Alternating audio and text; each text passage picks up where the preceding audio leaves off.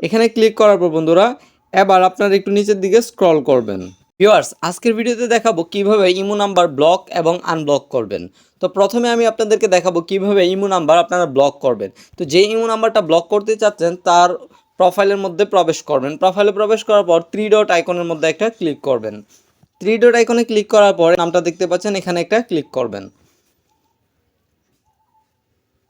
এখানে ক্লিক করার পর বন্ধুরা এবার আপনারা একটু নিচের দিকে স্ক্রল করবেন। স্ক্রল করার পর এখানে দেখতে পাবেন ব্লক অপশন। এই ব্লক অপশনের মধ্যে একটা ক্লিক করবেন। তারপর এখান থেকে আবারও ব্লক অপশনের মধ্যে একটা ক্লিক করবেন। এরপর আপনারা এখান থেকে একটা যে কোনো একটা চুজ করে নেবেন। আমি এখান থেকে পার্সোনাল রিজন এটা চুজ করে নিলাম। এরপর এখান থেকে ডান অপশনের মধ্যে একটা ক্লিক করবেন। এখন কিন্তু এই নাম্বারটা কিন্তু ব্লক করা হয়ে গেছে। এই যে দেখতে পাচ্ছেন নাম্বারটা কিন্তু ব্লক করা হয়ে গেছে। এখন আপনি যদি চান এই নাম্বারটাকে আনব্লক করার জন্য আবারও, সেক্ষেত্রে কিভাবে আনব্লক করবেন? এই যে এখানে দেখতে পাচ্ছেন আনব্লক, এখান থেকে আনব্লকে ক্লিক করে কিন্তু আপনি আনব্লক করে ফেলতে পারবেন। আবার আপনি চাইলে আপনি যদি এখান থেকে তাকে ডিলিট করে দেন, ব্লক করার পরে তাকে যদি এখানে খুঁজে না পান, কোথা থেকে পাবেন সেটাও দেখাবো।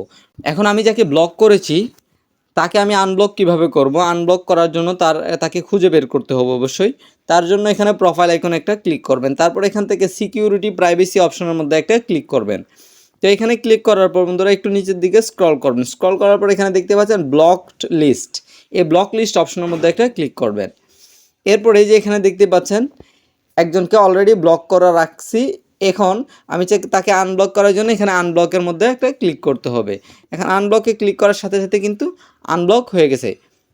তার প্রোফাইলের ভিতরে এই যে আমি প্রবেশ করে ফেলেছি, দেখতে পাচ্ছেন আনব্লক করে ফেলেছি। আপনারা কিন্তু এইভাবে এই ব্লক লিস্ট অপশন থেকে যতগুলো নাম্বার আপনারা ইতিপূর্বে ব্লক করেছিলেন সবগুলোকে আনব্লক করতে পারবেন। তো ভিডিওটি এখানে শেষ করছি। এরকম আরও ডেডিকেটেড ভিডিও পেতে অবশ্যই চ্যানেলটি সাবস্ক্রাইব করে রাখবেন এবং ভিডিওটি নিয়ে কোনো মন্তব্য থাকলে কমেন্টে জানাতে ভুল করবেন না। আজকের মতো এখানে বিদায় নিচ্ছি। আসসালামু আলাইকুম।